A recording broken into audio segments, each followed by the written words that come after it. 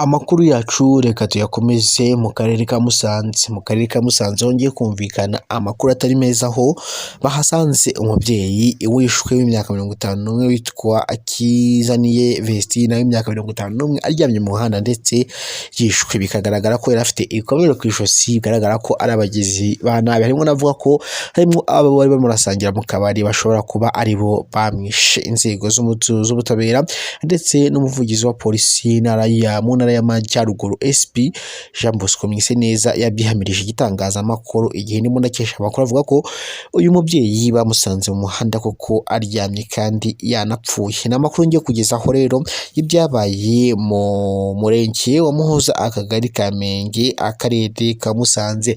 Ngo ikaze kuri Zaf TV, icyo usabwa ni ukanda subscribe kandi kunzogera bizajya bigufasha kubona amakuru yacu ya buri munsi dukomeza kugutegurira kandi tunakugezaho umunsi ku wundi. Ni mu gitondo cyo kuri uyu wa gatatu Gicurasi 2025 mu murenge wa Muhoza, akagari ka Menge, akarere ka Musanze, nibwo abaturage n'abagenzi babyutse basanga Akimana Vestine y'imyaka 51 aryamye ku muhanda yapfuye. Nyakwigendera Akimana Nzanye bakunze kwita Nyirasafari ngo yasanzwe yapfuye afite ibikomere ku ijosi, agakekwa ko ari abagizi ba nabi baba barakoze ubwo bwicanyi.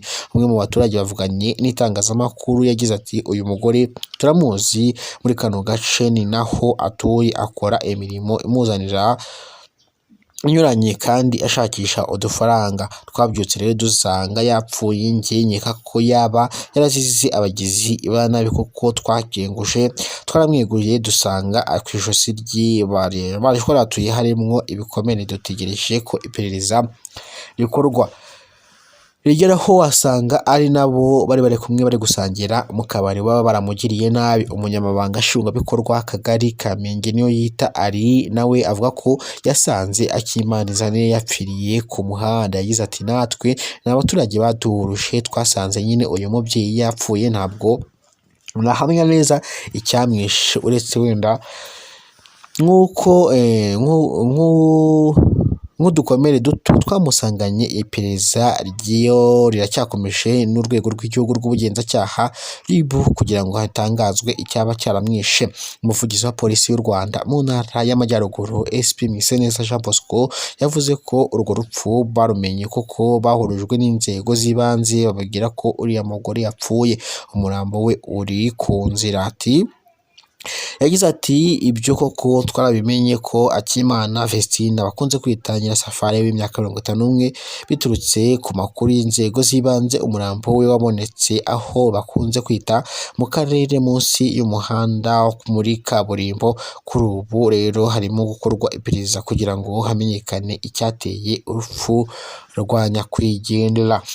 Hamenyekanye icyateye urupfu rwa nyakwigendera. Kugeza ubu umurambo wa Akimana Nzanye Vestine wajyanwe mu bitaro bya Ruhengeri kugira ngo hasuzumwe icyaba cyarateye urupfu rwa nyakwigendera. Ngayo nguko Nyagatare, amezi 7 aririnze ivomo ryarapfuye basubira kuvoma ibiziba. Abaturage bo mu mudugudu wa Kabare, akagari ka Sheke, umurenge wa Nyagatare, muri kano karere ka Nyagatare basaba ko basanirwa ivomo ryifashishwaga imirasire y'izuba kuko buri gutuma bajya kuvoma ibiziba. Abo baturage bavuga ko hashize amezi 7 ivomo ryabo rihagaze kubera ko kuvoma amazi mabi kuko nta handi bari kuvoma amazi mabi kuko nta handi bajya kuvoma. Ni ivomo ryifashishwaga imirasire y'izuba aho yakururaga amazi ikuzimu ikagera muri robine, abaturage bakavoma bumva nta kibazo bafite. Bifuza ko ryasanwa kuko bakoreshaga amazi mabi, bavuga ko ari amaburakindi